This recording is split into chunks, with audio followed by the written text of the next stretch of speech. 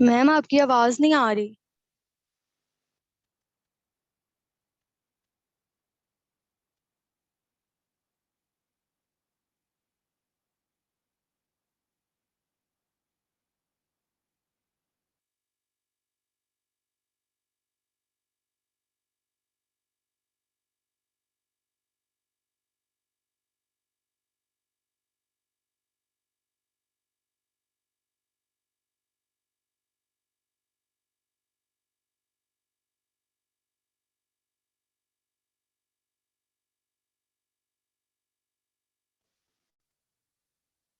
जी class अब आवाज आ रही है आप लोगों को?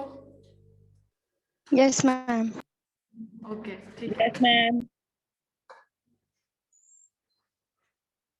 मैं कब से आवाजें दे रही हूँ, आवाज आ रही है, आवाज आ रही है, सब सोए हुए हैं जो बात।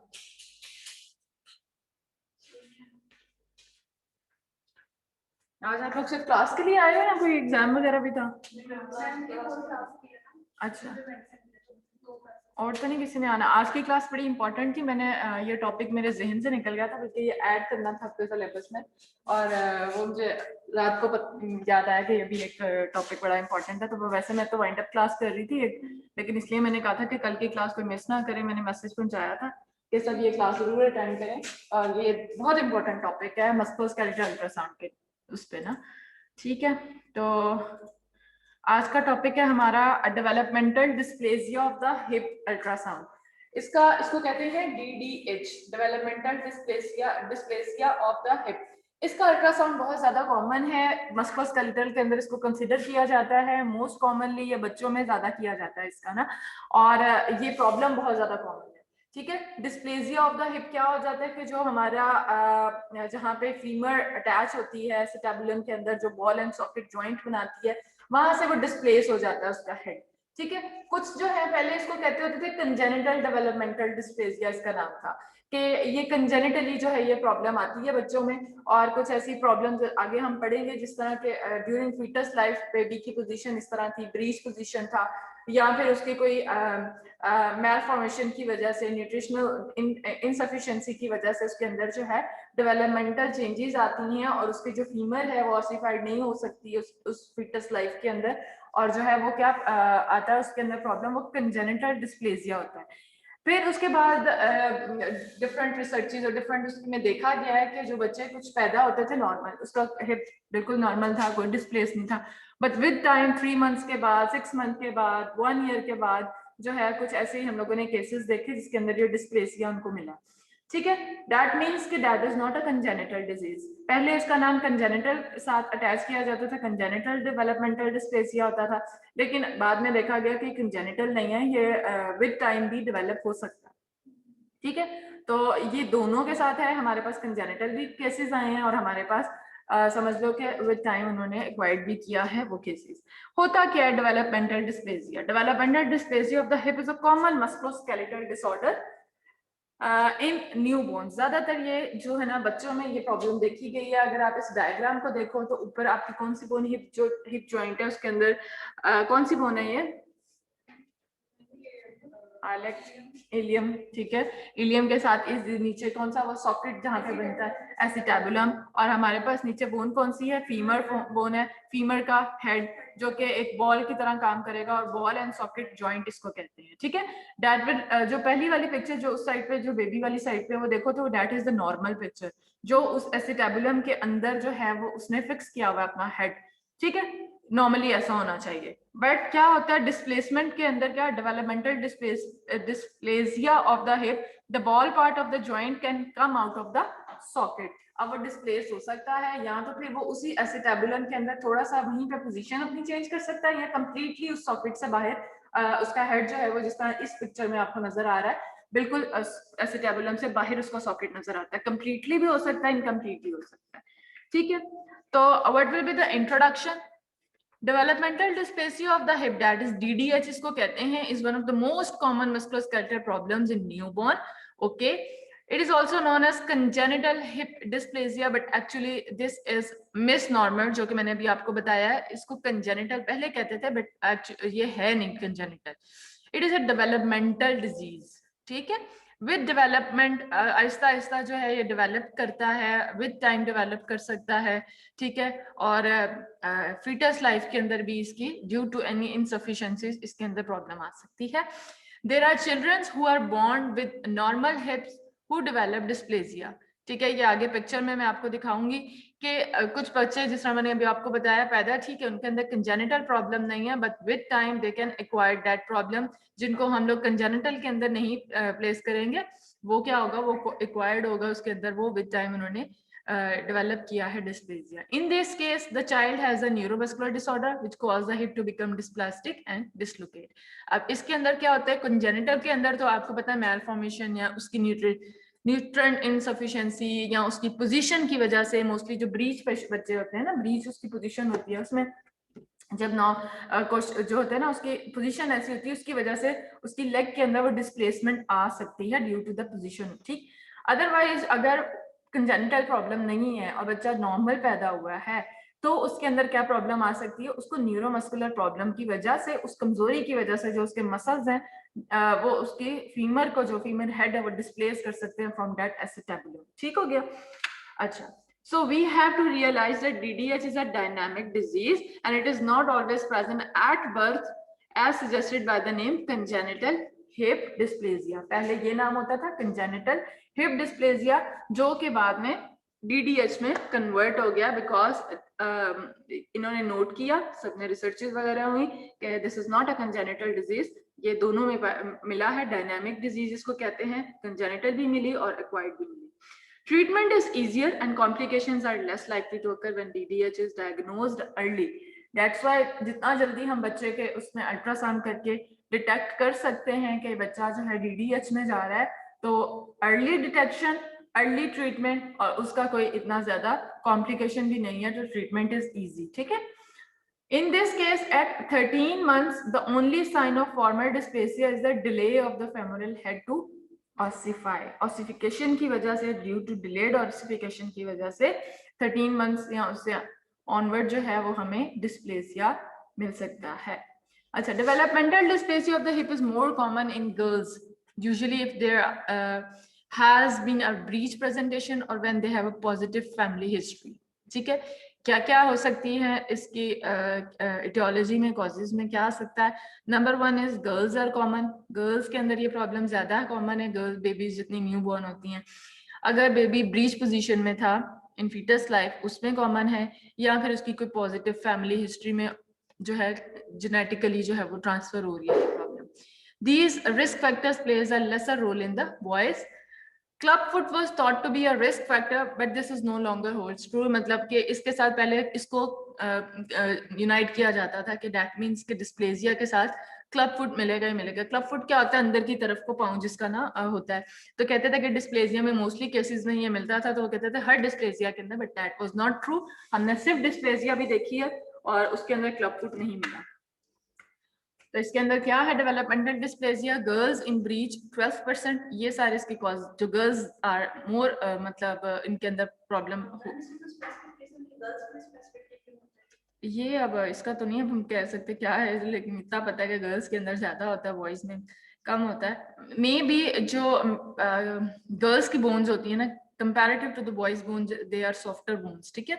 वो जब फीटस लाइफ में भी होती हैं तो वो जब अगर ब्रीच पोजीशन में है तो वो डिस्प्लेस होने के चांसेस ज्यादा होते हैं, ठीक है। तो वो वैसे भी गर्ल्स के अंदर बोन्स जो है वो इसलिए कहते हैं ना स्ट्रॉन्ग नहीं होती हैं, ठीक है, वो बस वैसे अल्लाह की तरफ से ही है। तो मे भी इस वजह से ओके वो डिस्प्लेस इजीली हो सकती हैं कि वो इतनी जल्दी जो है वो उसके अंदर ऑसिफाई नहीं हो रही है। अच्छा, दूसरा क्या है, left side is more common than the right side, left side ज्यादा इन्वॉल्व होगी हिप की। और रिस्क फैक्टर्स क्या है, girls in breech position 12%, boys in breech position कम है उसकी percentage, girls with the posterior positive family history and boys with that means girls and with the positive family history and left side is common, ठीक है, बस ये याद रखो। Okay, अब आज हम लोग इसका अल्ट्रासाउंड कैसे करेंगे हिप के अंदर। वी ऑल नो, सबसे पहले हम लोग उसकी एनाटमी को देखेंगे कि जब आपको एनाटमी रीड करनी आती है तो आप उसका अल्ट्रासाउंड भी करोगे, और नॉर्मल कैसे नजर आता है, तो डिस्प्लेस्ड फेमरल हेड जो है वो किस तरह में नजर आएगा। When ultrasound we are looking at the same anatomical structure as on the X-ray.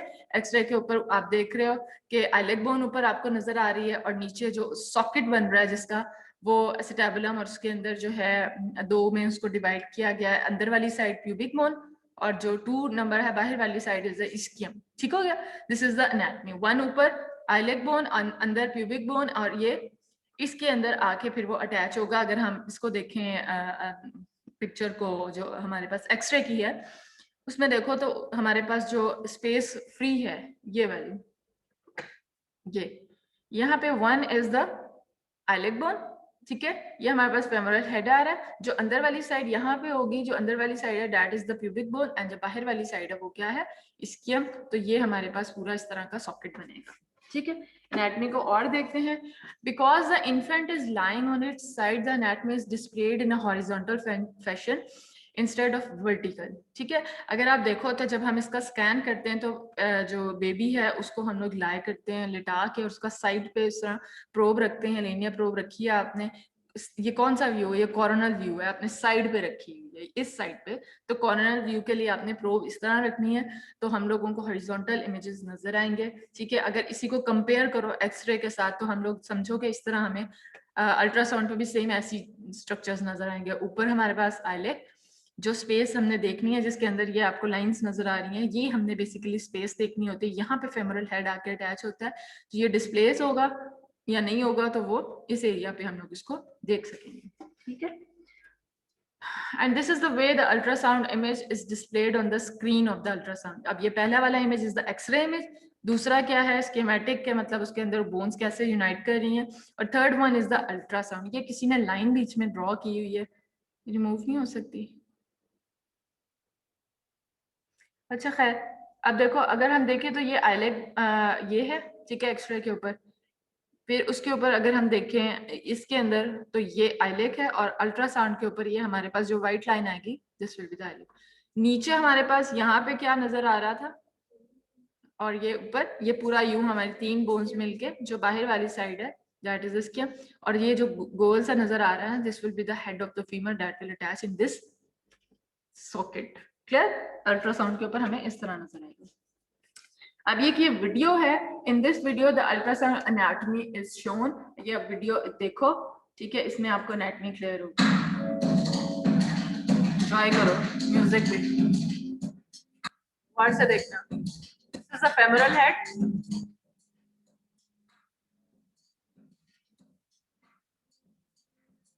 Rater trochanter, ठीक है, फेमोरल हेड का आइलेट बोन, ठीक है, व्हाइट कलर की जो उसमें नजर आए। दिस इज द लेब्रम जिसके अंदर अटैच होता है वो फेमोरल हेड। कार्टिलेज होता है एसिटाबुलम और नीचे ट्राई रेडिएट कार्टिलेज, ऊपर कैप्सूल, फिर ये मसल्स हैं कुछ ऊपर, gluteus minimus, gluteus medius. Clear हो गई? चलो म्यूजिक ने भी एंजॉय कर लिया। ठीक है, आगे मैंने इसकी इमेज भी लगाई है, क्लियर होगी कि किस तरह हम लोगों को एनाटॉमी जो है वो नजर आएगी अल्ट्रासाउंड के ऊपर। हम लोग किस व्यू के ऊपर देख रहे हैं, कॉर्नल पे रखा तो हमें ये इमेज इस तरह नजर आएगा। ये जो व्हाइट लाइन है this is the islet bone, नीचे जो यूं करके कनकेव बन रहा है दिस इज द सॉकेट जिसके अंदर फेमोरल हेड जो है वो आपको नजर आएगा। ऊपर यूं करके जो उसकी ट्यूब्रोसिटी सी बन रही है, हम सा बन रहा है ग्रेटर ट्रोकेंटर। फिर उसके बाद जो है कुछ मसल्स हैं ऊपर जो इंटीरियरली पड़े हुए हैं, ठीक है। फिर उसके अंदर कार्टिलेजेस हैं, लेब्रम है वो हम लोगों ने, और नीचे जो है ट्राई रेडिएट कार्टिलेज जो कि इंफीरियरली नजर आता है। क्लियर, एनाटॉमी क्लियर हो गई। ये अगर आप देखो इस पिक्चर के अंदर तो ये वाली एनाटॉमी थी जो उसने शो किया। ऊपर उसके अल्ट्रासाउंड इमेज ये दिल कर रहा है दे दूं फाइनल में, इजी है ना? ठीक है, तो काफी क्लियर है, ठीक है। और अल्ट्रासाउंड के ऊपर क्या कहते हैं पेपर के अंदर अगर वो प्रिंट भी आ गया तो शोर नहीं मचाओगे कि सही नहीं है, बड़ा क्लियर है। वो व्हाइट लाइन को करो तो क्या है, आइलेट बोन, और नीचे जो इतना बड़ा सा है this is the femoral head, ये वाला, ठीक है। दिस हम्प इज, ठीक है, ये हमारे पास आ गए। फिर ये जो बीच में हमें यहाँ पे जो फेमोरल हेड तो यहाँ तक है ना, तो ये जो बीच में हमारे पास है this is the cartilage of acetabulum. नीचे जो ये कम वाइट वाला आ रहा है this is the try radiate cartilage, this one, ठीक है। ये छोटा सा जो ट्रायंगल सा आ गया लेब्रम, ठीक है। ये ऊपर कैप्सूल आ गया, ठीक है, और ये दो ऊपर मसल्स आ गए, दिस इज द एनाटॉमी, ठीक है। बड़ी अच्छी है, दिल कर रहा है देखने, चलो देखी जाएगी। अच्छा, एग्जामिनेशन टेक्निक, ये लाइंस कौन ड्रॉ कर रहा है? तुम लोग ठहर जाओ जरा, इंसान बन जाओ, बच्चों की तरह लाइनें ड्रॉ कर रहे हो ऊपर। पढ़ने दो। अच्छा कैसे, कहाँ पे? क्लियर, चलो अब ना कोई ड्रॉ करना, मारूंगी वरना। चलो अच्छा, एनाटमी हो गई हमने, और अल्ट्रासोनोग्राफिक एनाटमी भी देख ली, और उसको देख लिया कि हम लोगों ने कैसे किस व्यू के अंदर एनाटमी नजर आएगी। अब करते हैं उसकी examination technique. What we required, linear probe, high frequency linear probe is use, क्योंकि हम लोगों ने बच्चों का करना है एक, दूसरा हम लोग को इतनी ज्यादा पेनिट्रेशन रिक्वायर्ड ही नहीं है, हमें रेजोल्यूशन बहुत बेहतर चाहिए, for that we use linear probe, high frequency probe is use. The focus is set at the acetabular edge, अब हमने सेंटर्ड जो है वो फोकस रखना है एसिटेबुलर को, ठीक है, ताकि उसके इधर और इधर वाला एरिया भी इंक्लूड हो जाए। तो सेंटर्ड फोकस हमारा क्या है, acetabular as. It is important to display an image in the coronal plane at the level of the triradiate cartilage that was inferiorly, जो नजर आया था triradiate cartilage, which is a synchrodosis between the iliac, ischium and pubic bone, which forms the acetabulum, जो कि हमने last शुरू की एक पिक्चर में देखा था 1, 2 and 3, और तीनों बोन्स यूनाइट करके acetabulum के अंदर वो बना रही थी। वो एरिया हमने फोकस करना है, वो एरिया हमें इमेज में नजर आना चाहिए, उसके साथ तीनों बोन्स वो नजर आए, कौन कौन सी, iliac, ischial and pubic bone। अच्छा, this is shown in this video. अब नेक्स्ट वीडियो देखते हैं हम, आज वीडियोस लगाई हैं मैंने, एंजॉय करो। लास्ट को होस्ट को क्या हो गया, नजर ही लग गई। चलो, triradiate cartilage that was inferiorly present, अब वो किधर था, अब उस, अगर इस इमेज को देखो तो ये जो आपको लाइन नजर आ रही है ना, दिस इज आवर प्रोब। जिस तरह प्रोब को इस तरफ को लेके आ रहे हो बाहर वाली साइड पे, तो हमें क्या क्या चीजें, प्यूबिक बोन और ये वो जिस तरह हम अंदर और बाहर की तरफ को इसको मूव कर रहे हैं, उस तरह हमें इमेज जो है वो मूव करता हुआ इसको देखना। अभी दोबारा से कि इस लाइन को देखना और साथ में इमेज को देखना, तो वो हमें प्रोब कैसे मूव कर रही है, किस तरफ को मूव कर रही है, तो हमें वो चीज नजर आ रही है। अब ये देखो अंदर वाली साइड पे जा रहा है, प्यूबिक बोन की तरफ, ठीक है। दिस राइट, जब हम इंटीरियरली अपनी प्रोब को लेके जाएंगे, अंदर वाली, इंटीरियर कह रही हूँ, मीडियली लेकर जाएंगे, तो हमें कौन सी बोन नजर आएगी, प्यूबिक। अब देखो हम मूव कर रहे हैं बाहर की तरफ को, ठीक है, तो हमारे पास कौन सी बोन आ गई, नीचे, ठीक है।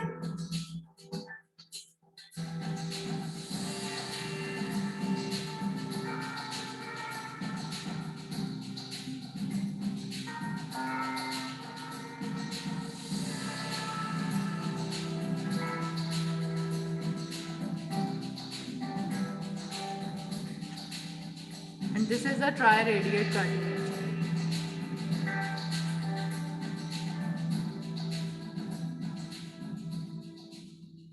ठीक है। बड़ी मेहनत से ये वाला मैंने बनाया लेक्चर, और जो है ना, ताकि इजी समझ आ जाए। बहुत ज़्यादा कॉमन है मस्कुलोस्केलेटल में यह टॉपिक, पता नहीं मेरे ज़हन में से कैसे निकल गया, रात को एकदम याद आया कि ये तो टॉपिक सबसे पहले इंक्लूड करना चाहिए था, डीडीएच का। तो अच्छा, अब इसके अंदर क्या है, हम प्रोब को मीडियली और लेटरली मूव कर रहे हैं। ऊपर अगर अल्ट्रासाउंड की पिक्चर देखो तो वो जो व्हाइट लाइन है ऊपर आइलेक बोन की, वो तो वैसे ही रहेगी, ठीक है, क्योंकि हम मूव कर रहे हैं सिर्फ प्रोब को इधर और इधर को। जब अंदर की तरफ जा रहे हैं तो नीचे व्हाइट कलर की अगर बोन नजर आ रही है तो दिस इज प्यूबिक बोन। अगर हम बाहर की तरफ को लेकर जा रहे हैं तो वो, और साथ में अगर हमें बोन तो व्हाइट नजर आ रही है, थोड़ी सी एक्यूजेनिसिटी उससे कम, तो नीचे हमें ट्राइरेडिएट कार्टिलेज भी वहां पे मिलेगा, ठीक है। ये उसकी एनाटमी, जैसे हम प्रोब मूव करेंगे। हाँ, बाहर की तरफ को कार्टिलेज नजर आएगा, अंदर की तरफ को प्यूबिक बोन, ठीक है। और बाहर की तरफ को अगर बोन देखनी है तो वो फिर हमें इस पिक्चर वीडियो में दोबारा देखना। और व्हाट, अब तो आगे, अभी तक हम लोग पढ़ रहे हैं नॉर्मल चीजें, नॉर्मल एनाटमी, नॉर्मल देखा था हेड कैसे फिक्स हुआ हुआ है उसके अंदर। अब इसको हम लोग कहते हैं ग्राफ क्लासिफिकेशंस में, इसको हम लोगों ने डिवाइड किया हुआ है। जिस तरह हम बायरेट्स करते हैं, क्लासीफाई करते हैं हर चीज के लिए, ठीक है, और उसके लिए हम रिपोर्टिंग करते हैं। इसी तरह की यहाँ पे भी कुछ क्लासिफिकेशंस हैं, ग्राफ क्लासिफिकेशन, और उसमें हम लोग मेजरमेंट्स लेते हैं, ठीक है, ताकि हमें उन मेजरमेंट्स के अकॉर्डिंगली पता चले कि ये ठीक है, नॉर्मल है, या डिस्प्लेस्ड है तो कितना। और अगर आपने मेरी वो वाली प्रैक्टिकल क्लासेस ली हो जिसके अंदर मैंने आपको मेजरमेंट्स की कुछ एनोटेशन वो बताई थी चीजें, कि उसके अंदर एंगल बताया था मैंने, एंगल को जब मैं प्रेस करती थी तो इसके अंदर प्लस सा एक यूं करके एक लाइन, उसको फिर हम रोटेट करके उसकी मैंने इंपॉर्टेंस बताई थी। उसकी इंपॉर्टेंस यहाँ डीडीएच की मेजरमेंट में, ग्राफ क्लासिफिकेशन में बहुत ज्यादा है। क्यों? क्योंकि हमने इसमें एंगल लेना होता है। अब हम कैसे पता चलेगा कि डिस्प्लेस्ड अगर है तो कितना, वो हम एंगल लेंगे, कैसे आगे देखते हैं। अच्छा, graph classification, as a consequence the graph classification of the hip dysplasia is mainly based on the morphology of the iliac bone, where we look at the shape of the acetabulum, the bony and cartilaginous acetabulum rim, labrum and position of the femoral head। ये सारी चीजें को देखेंगे। Normal हमें positions पता है, उस area के एसिटाबुलम है, लेब्रम है, हमने एनाटॉमी में सारी चीजें देख ली हैं, ठीक है। अगर वो अपनी पोजीशन पे नॉर्मली प्लेस्ड हैं तो normal, otherwise displaced. Since ultrasound has an advantage of also displaying the cartilaginous structure, अब इसके अंदर ultrasound is the only investigation, जो कि हम अभी तक कह रहे थे ना कि बाकियों के लिए तो हम MRI की तरफ ले जाएं, CT, but this is the only ultrasound जो है हमारे लिए इसमें सबसे इंपॉर्टेंट रोल प्ले करेगा। एक ये कि हम लोग सिर्फ बोन्स को नहीं देख रहे, हम इसमें कार्टिलेजेस को भी देख रहे हैं और हमारे साथ मूव कर रहे हैं अपने, उसके अंदर डायनामिक इमेजिंग है। तो ultrasound is the best modality to investigate DDH। ठीक हो गया। अच्छा, कार्टिलेजिनियस स्ट्रक्चर्स हम देख सकते हैं इसके अंदर। We can also look at the coverage of the femoral head by the cartilage of the acetabulum and the labrum। These all are the anatomy which we have to be covered in this graph classification. जब हम इसकी classifications लेंगे तो ये सारी चीजें normally हम लोगों ने इस जगह देखनी है। अब क्या मेजरमेंट्स लेंगे हम लोग इनकी? First 3 points of the interest need to be identified in the image. अब हम लोगों ने नॉर्मल्स देख ली है ना, अब हम एबनॉर्मलिटी की तरफ जा रहे हैं। क्या जहन में 3 पॉइंट्स होने चाहिए जो अपनी जगह पे हैं, तो हम लोग कह सकते हैं ये पहले 3 पॉइंट्स नॉर्मल देखो। नॉर्मली ये 3 पॉइंट्स इस तरह होते हैं। नंबर 1 पॉइंट जो कि ऊपर आप देख रहे हो, that is the centre of labrum. जो ट्रायंगल छोटा सा नजर आ रहा था हम लोगों को एनाटॉमी में, जब वो वीडियो में देखा तो वो ट्रायंगल सा आता है छोटा सा, ये पड़ा हुआ 1 पे, कहाँ गया ये, ठीक हो गया। This is the center of labrum. Number 2, lower limb of the iliac bone. Understand the medial border of the acetabulum where the iliac bone meets the triradiate cartilage। अब यहाँ से आगे ये iliac bone, यहाँ बोन है पूरी, और यहाँ से आगे हमारे पास ये, जहाँ से थोड़ा सा प्रोब को मूव करोगे तो इसकी एपोजेनिसिटी इससे थोड़ी सी कम मिलेगी, तो ये बॉर्डर से आगे हमें मिलेगा ट्राइरेडिएट कार्टिलेज, ठीक है, इस जगह पे। And third one is this, वो क्या है? When the bony rim is angular, this point is easily recognized. When rounded, this point is defined as the point where the concavity of the acetabular roof changes into convexity of the ilium। जब displace होगा, अभी तो concavity है ना, यूं करके, ठीक है, यूं करके क्या होता है, इसकी वजह से इसके अंदर कन्वेक्सिविटी, ये थोड़ा सा अंदर की तरफ को होना शुरू हो जाएगा। ये लाइन जो थर्ड हमें नजर आ रही है, तो ये 3 पॉइंट्स हैं जो कि हम लोगों ने मेजरमेंट्स के लिए जहन में रखने हैं। नाउ मेजरमेंट्स कैसे करते हैं, इसके लिए भी एक वीडियो, एंजॉय करो वीडियो को। एक और वीडियो आ गई है, अब हम लोगों ने एनाटॉमी देख ली थी, उसके बाद हम लोगों ने उसकी प्रो प्लेसमेंट देखी है, अब हम लोग उसकी मेजरमेंट्स में आ जाएंगे। नॉर्मल तो देख लिया, अब हम मेजर क्या करेंगे और कैसे करेंगे। मैंने आपको एंगल्स बताए हैं, कुछ उसको जहन में रखना है, किस जगह पे क्या एंगल लेंगे। In this video you will see proper measurement after placement of the 3 points of the interest। 3 points आपके जहन में आ गए, कौन कौन से, जिनको अपने जहन में रखते हुए वो चीज देखनी है, फिर हम मेजरमेंट्स करेंगे, ठीक है। लेब्रम था और वो 2 पॉइंट्स वो बोनी, ठीक है। When you perform the ultrasound examination, make sure that these 3 points can be identified on the image, ठीक है। Enjoyed। इसका म्यूजिक भी डिफरेंट है, ठीक है। एक लाइन यूं ड्रॉ करनी है, this line will be the baseline।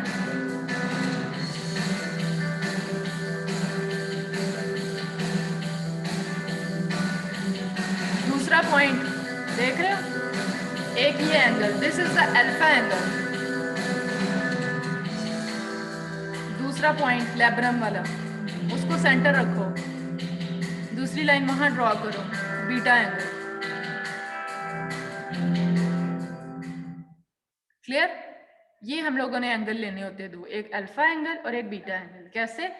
आइलेक bone से एक बेसलाइन की तरह एक लाइन ड्रॉ की, ठीक है। दूसरा पॉइंट हमारे जहन में कौन सा था, जहां पे ट्राइरेडिएट कार्टिलेज शुरू हो रहा था, इस पॉइंट जो रेड पॉइंट नीचे वाला है, उस पॉइंट से एक लाइन ड्रॉ करनी है येलो वाली ऊपर की तरफ को, ठीक है। उसका और बेसलाइन के आपस में जो हमारे पास एंगल आएगा, that will be the alpha angle. Beta angle, दूसरा पॉइंट हमने इंटरेस्ट का कौन सा रखा था, लेब्रम, ठीक है। लेब्रम के अंदर वहां वो सेंटर रखा और उस बेस लाइन से और ये येलो लाइन से एक लाइन ड्रॉ करो, वो एंगल जो हमें बताएगा that will be the base beta angle, ठीक है। अब ये इस तरह हम लोगों ने लाइंस ड्रॉ नहीं करनी होती है अल्ट्रासाउंड पे। मैंने आपको एंगल दिखाया था, जब आपको मैं प्रेस कर रही थी तो वो प्लस के उस पे वो रोटेट भी हो रहा था इस तरह करके, उसको हमने बस इन पॉइंट्स पे रखना है। इन पॉइंट्स पे रखोगे तो हमें पता है बेस लाइन ये है, बेस लाइन की तरह वो नीचे जो उसकी वर्टिकल लाइन थी उसको इस तरह रख के और फिर हम लोग जो है उसको उसका एंगल मेजर कर सकते हैं। वहां पे उसको प्रेस करोगे वो एंगल दे देगा, एग्जैक्ट एंगल दे देगा, ठीक है। तो हमने अल्फा और बीटा एंगल के ऊपर ही रिपोर्ट करनी है कि इसका अल्फा एंगल कितना था और बीटा। एनाटमी होगी, मेजरमेंट्स हो गई, अल्फा एंगल बीटा एंगल ले लिया। अब क्या बताएंगे अल्फा एंगल बीटा एंगल्स, ठीक है, कितना नॉर्मल होता है ये हमारे पास है इनकी क्लासिफिकेशंस, जिसको हम ग्राफ क्लासिफिकेशन जो मैंने अभी कहा था कि हम लोगों ने जब इसकी मेजरमेंट्स लेनी है, ठीक है। ये शॉर्ट वर्जन है। The alpha angle, which is the measurement of the bony roof of the acetabulum, mainly determines the hip type. Alpha angle hip type बता रहा है. Actually, the classification purpose of the beta angle is only used to differentiate between type A1, sorry, IA या फिर 1A कह लो, ठीक है, या 1B, both normal hips between the type 2C and type D. अब हम लोगों ने सिर्फ और सिर्फ इसकी मेजरमेंट्स को याद रखो, बस ये कि अल्फा एंगल जो है टाइप 1 जो होती है दैट इज नॉर्मल, जिसका जो एंगल है मोर देन 60 डिग्री होता है, ठीक है। फिर टाइप 2, टाइप 3, टाइप 4 इस तरह में फर्दर जो है ना सब क्लासिफिकेशंस दी हुई हैं। वो आपके लिए इतना नहीं है, वो डॉक्टर्स जो है रिपोर्टिंग पर्पस के लिए यूज करते हैं, बट यू ऑल नो कि बस क्या नॉर्मल है। टाइप 1 से नॉर्मल की तरफ से ऊपर की तरफ हम एबनॉर्मेलिटी की तरफ उसकी एंगल्स को देखते जाएंगे। वो शॉर्ट वर्जन था। लॉन्ग वर्जन में क्या होता है, another important factor is the age of the child, ठीक है। Up to the age of 3 months, that is 13 weeks, alpha angle below 60 degree is acceptable, ठीक है। क्योंकि क्या होता है बोन्स अभी ऑसिफाई हो रही होती हैं, तो 60 वैसे हमने कहा 60 से अबव जो है वो नॉर्मल में आता है, लेकिन हम 3 months के अंदर लॉन्ग वर्जन है ये। अगर 3 months तक बेबी उसका अल्ट्रासाउंड करवाने आया, उसका लेस देन 60 एंगल है, तो उसको हम एक्सेप्ट करेंगे, दैट इज नॉट एबनॉर्मल, ठीक हो गया, समझ आ गई।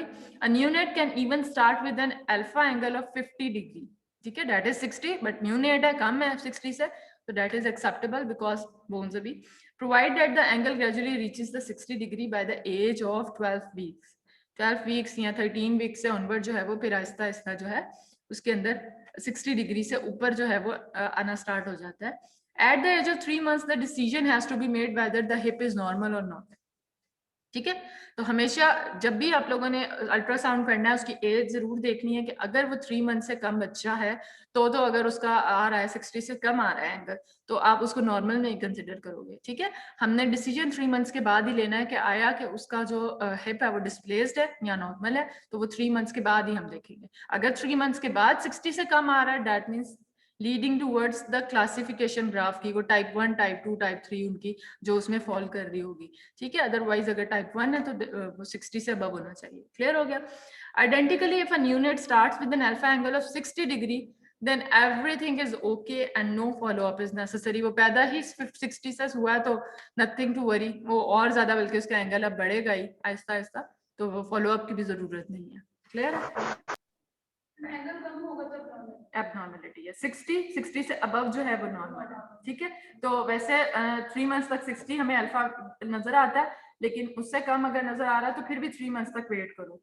3 months के बाद हम डिसीजन लेंगे। 3 अगर पैदा ही 50 तक अगर नॉर्मली होता है तो वेट फॉर 3 months। अगर 60 पे ही वो न्यूनेट पैदा हुआ है तो nothing to worry, follow up की भी जरूरत नहीं है, ठीक है। फॉलो अप उन पे है जिनका 50-60 अगर स्टार्टिंग में है तो 3 months का वेट करो, 3 months का फॉलो अप रखो। After 3 months we have to decide आया ये जो है डिस्प्लेसिया है या फिर वो according to the alpha angle जब लेंगे। और मैम जो 60 डिग्री है ये अल्फा एंगल और मैं बीटा में अभी बताती हूँ, ठीक है। अभी हम अल्फा पढ़ रहे हैं, ठीक हो गया। ये उसके अंदर पूरा टेबल है फॉर योर इन्फॉर्मेशन। टाइप 1 जो है मेच्योरिटी, उसके अंदर मेच्योरिटी होती है, बोनी रूफ जो है गुड है, alpha angle is more than 60, bony ring sharp नजर आता है, cartilage good coverage, femoral head, ठीक है। बीटा एंगल लेस देन 55 या मोर देन 55 ये उसकी टाइप है, और ये हर एज ग्रुप में मोर देन 60 अल्फा होना चाहिए, दिस इज द नॉर्मल, ठीक है। लेस देन 3 के अंदर बस आप देखो बोनी एंगल को, इसके अंदर देखो बस इनको कंपेयर करो एजिस को और बोनी एंगल देखो। लेस देन 3 months 50 से 59 तक होता है, ठीक है। तो वेट फॉर 3 months, ठीक।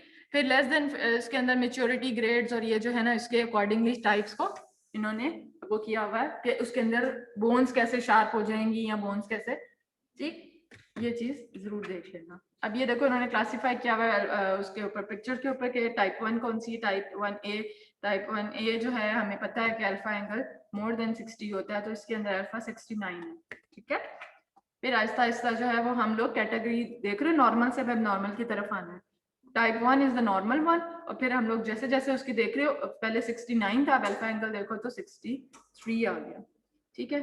आज फिर आ जाओ अगली 2A, 2 पे आ गए क्लासिफिकेशन में, तो 55 अल्फा एंगल आ गया, ठीक है। डिस्प्लेसमेंट हो रही है, ठीक, 55, 55, 48, 46, 40, ठीक है। दिस इज, हमें नीचे पिक्चर देखो तो वो पता चल रहा है कि वो उसके अंदर फिक्स नहीं है, हम फेमरल लाइट डिस्प्लेस हुआ हुआ, स्पेस आई हुई है उसके अंदर। तो this is our last slide, जिसके अंदर हम कैसे रिपोर्ट करते हैं, ये चीजें हमने देखनी होती हैं for to report DDH. DDH जब भी आपने देखा, उसके अंदर रिपोर्ट में क्या क्या लिखोगे, compare to the adequate examination, bony roof बतानी है। बोनी रूफ यहाँ तो होगी गुड, एडिक्वेट या डेफिशिएंट, जो कि पिछले टेबल के अंदर है, ठीक है, अकॉर्डिंगली। बोनी रिम बतानी है, वो शार्प होगी, राउंडेड होगी या फ्लैट होगी। एंगल बताना है, अल्फा एंगल डिग्री में, ठीक है। लैब्रम पोजीशन बतानी है, ठीक है। फिर बीटा एंगल बताना है, डिग्री में कितना बीटा एंगल है को हमें मेजरमेंट करनी आ गई है। पोजीशन ऑफ द हेड, या सेंट्रिक होगा या एक्सेंट्रिक होगा।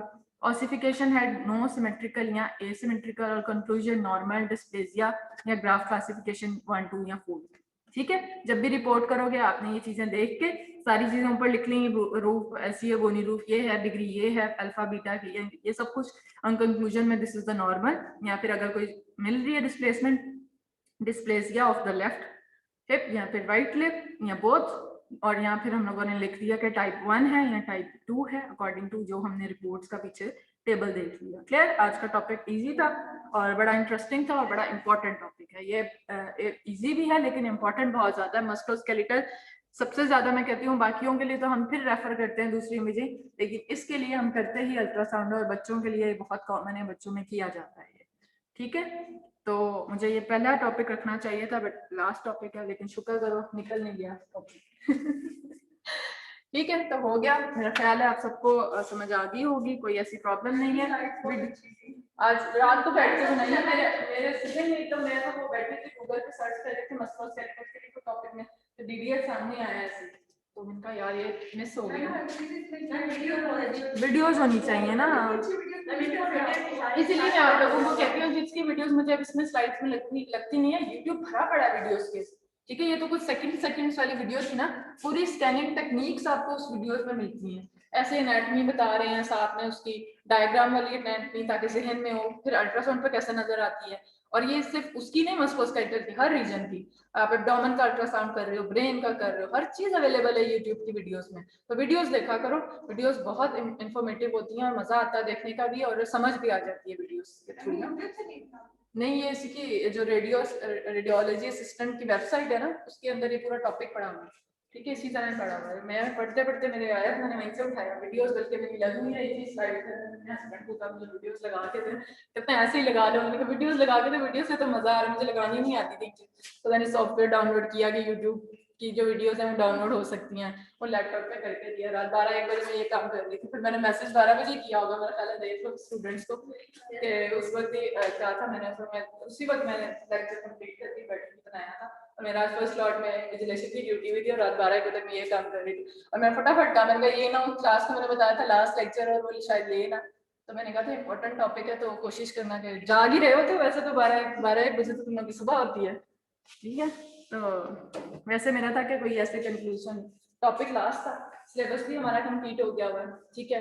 ईद है, अब ईद एंजॉय करो, गोश्त एंजॉय करो, और टिक्के शिक्के बनाओ, ठीक है। अब ईद के बाद ही मिलेंगे इंशाल्लाह, और हम लोग अब मिलेंगे प्रैक्टिकल्स में, ठीक है। थ्योरेटिकल सारा हमारा सिलेबस कंप्लीट हो गया, अब इंशाल्लाह हम लोग, मैं उसका आप लोगों को जो है ना बता दूंगी कि कैसे प्रैक्टिकल्स हम क्लास के टाइम पे करेंगे, और कोशिश करेंगे क्लास के टाइम पे ही करें, ताकि दूसरी क्लास को ना, मतलब उनको उनकी क्लास के टाइम पे, और जो है ना हर क्लास का अपना जो टाइम होगा उसमें हम लोग उसका।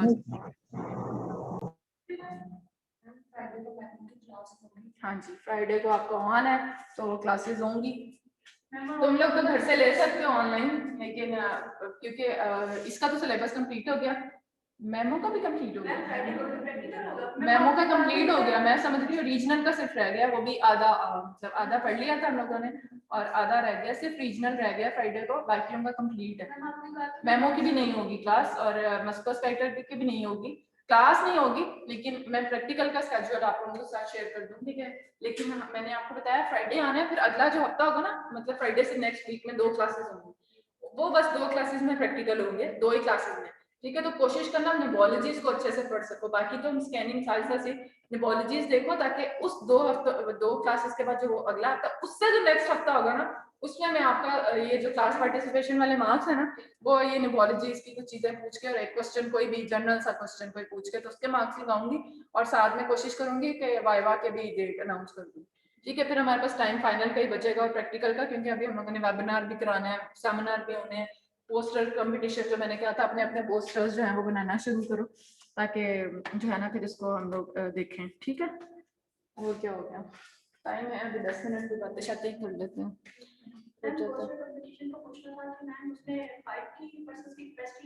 फाइव फाइव फाइव ठीक है, 5 का एक ग्रुप,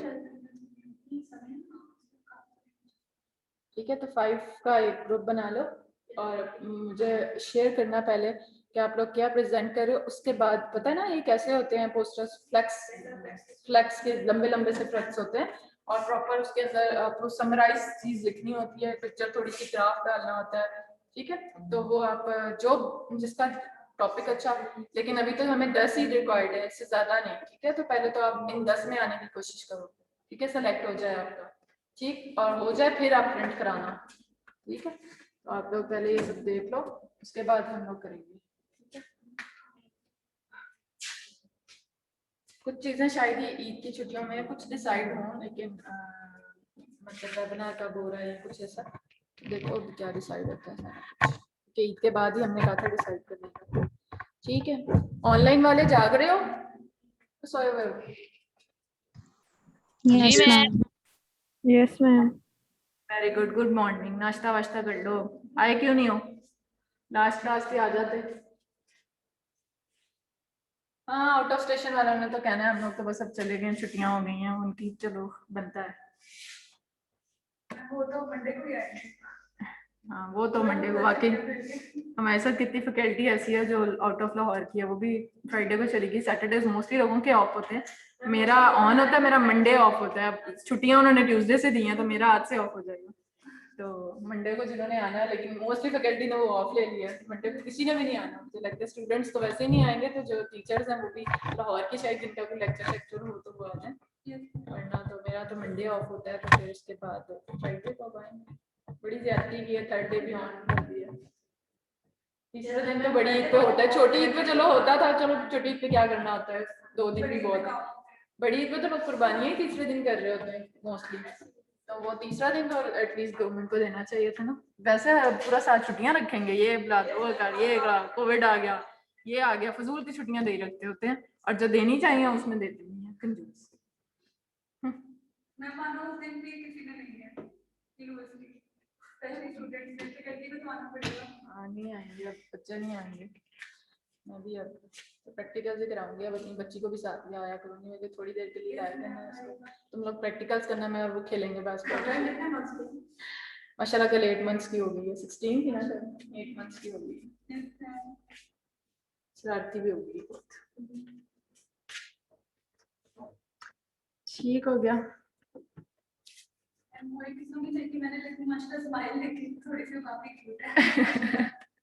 पूरी उसकी बेटा कोई क्वेश्चन तो नहीं है ऑनलाइन वालों, हम बातें कर रहे हैं, कुछ आप लोगों ने भी ऐड करना है तो यू कैन ऐड समथिंग। अगर कोई लीव करना चाहता है तो लीव कर दे, हम लोग बस 10 मिनट तक मैं क्लास लीव करूंगी, तो हम लोग तो बातें कर रहे हैं, क्लास का टॉपिक हो गया। अटेंडेंस आपकी ऑनलाइन है, वो जूम पे आ जाएगी। ओके मैम, सबकी लगा दी। अल्लाह हाफिज़, ईद मुबारक, जाओ।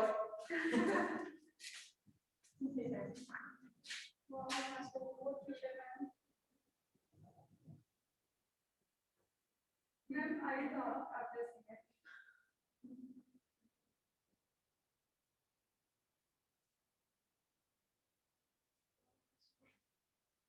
माशाल्लाह हंसती रहती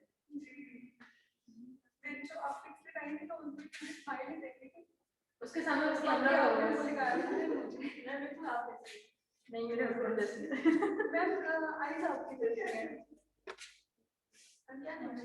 मिंसा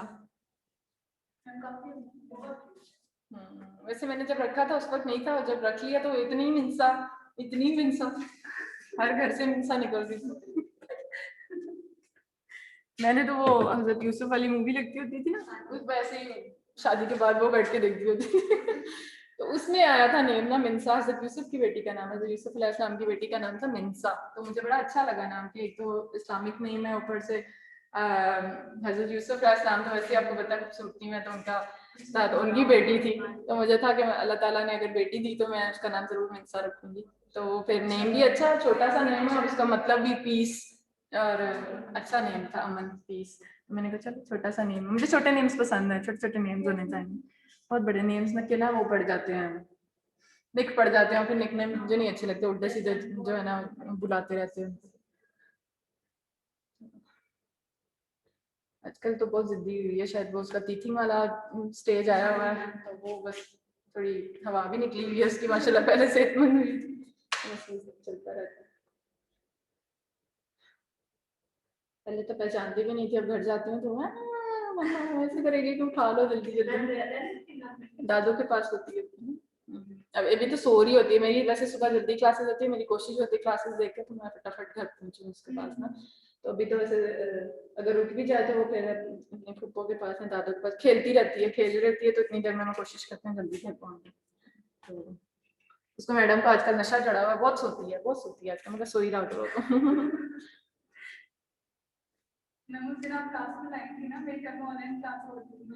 हाँ स्टार्टिंग में एक दफा वो आगे पीछे बड़े चुप करके बैठी, मैं उसको कॉर्ड साथ लेके आई थी, क्लास खाली थी बिल्कुल, उसको मैं स्टार्टिंग की क्लास थी, और आपको पता है कितनी ज्यादा आवाज एको की प्रोड्यूस होती है खाली क्लास हो, उसको मैंने कॉर्ड में इस तरह सामने, मैंने कहा गिरना जाए, छोटी थी उसको, तो मैंने कहा खेलेगी उसके ऊपर, मैंने टॉयज से यूं लगाए हुए थे उसके, उसने उसके अच्छा मैं बोली जाऊं और उसने जो मैंने कहा तुम क्लास दे दो, चुप हो जाओ तुम, नहीं उसने नहीं चुप हुई और वो शुरू हो गई बस,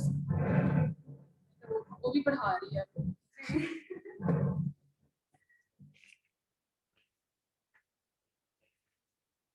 उस वक्त मेरा ख्याल है 6 मंथ की थी, छोटी थी।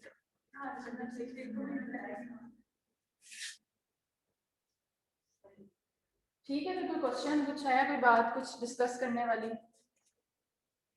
ऑनलाइन वाले बोर हो रहे होंगे, दे कैन लीव, ठीक है, अटेंडेंस आपकी लग जाएगी।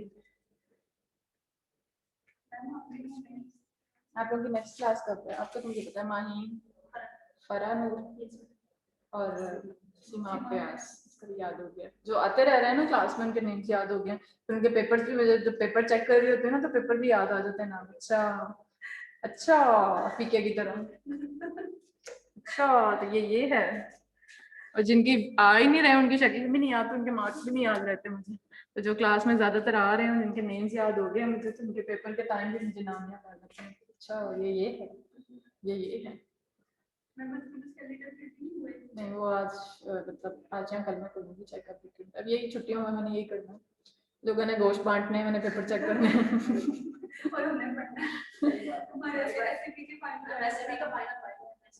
अच्छा फौरन बात ठीक है, बड़ा शाबाश, ईद तो एक ही दिन की होती है, बोर्ड वालों के तो पेपर चल रहे हैं, मेरे घर पे भी एक मेरा देवर है, सेकंड ईयर के पेपर चल रहे हैं, मुझे उससे कोई टेंशन नहीं, वो पबजी में खेलता रहता है सारा दिन पबजी, मतलब अगले दिन मैं यकीन करो, मैं सोचती हूँ मैं अगले दिन जो है पेपर होता है और हम लोग पागल हुए होते हैं, बल्कि अगले दिन के 1 महीना पहले से ही बोर्ड के पेपर में कितने ज्यादा, उसका कल पेपर होता है वो आराम से पबजी खेल रहा होता है, मैं कहती हूँ मेरे पास पेपर है ना तो कुछ नहीं होता, इतने चिल बच्चे हैं आजकल के, कोई टेंशन ही नहीं है, अगले दिन पेपर और पबजी खेल रहे हैं, हर वक्त पबजी है।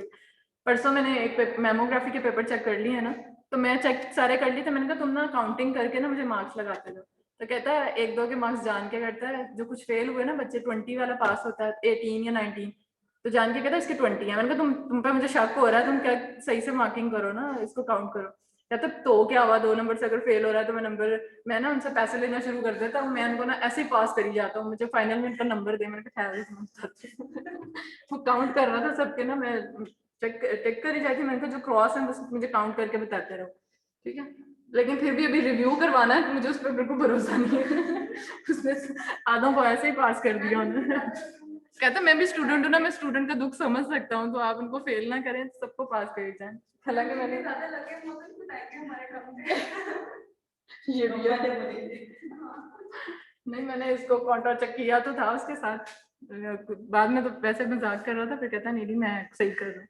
लेकिन रिव्यू इंशाल्लाह मंडे नहीं फ्राइडे को कर लेंगे, ताकि मैं मार्क्स लगा दूँ ना। फ्राइडे को अगर आना हुआ, नहीं आना हुआ तो फिर ऑनलाइन ही मैं मार्क्स बता दूंगी सबके, ठीक है। पेपर देख के क्या करना है, मैं देखो की बता दूंगी तुम लोगों को, बस क्या कहते हैं मार्क्स बता दूंगी, ठीक है। अब आगे की तैयारी करो, पीछे का देखो,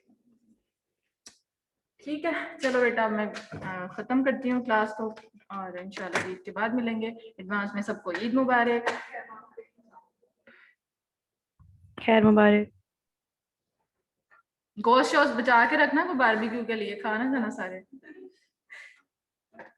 मिलके ईद करें। थर्सडे ये नहीं में मैम बारबेक्यू करवा रहे हैं ना ये। हाँ, हम मिलके करेंगे सारे, गोश्त अपने अपने सारे ना, कोई मसाला शसाला लगा के रखना, ठीक है। उसके बाद हम जो है ना सारे मिलके चलते हैं, और बस सही है, अपनी एक एक रान मिलके रखना। पूरी पूरी रान रोस्ट करेंगे, ठीक है। तो फिर हम लोग खुद का बारबेक्यू कर लेते हैं, ठीक है। चलो, अल्लाह हाफिज।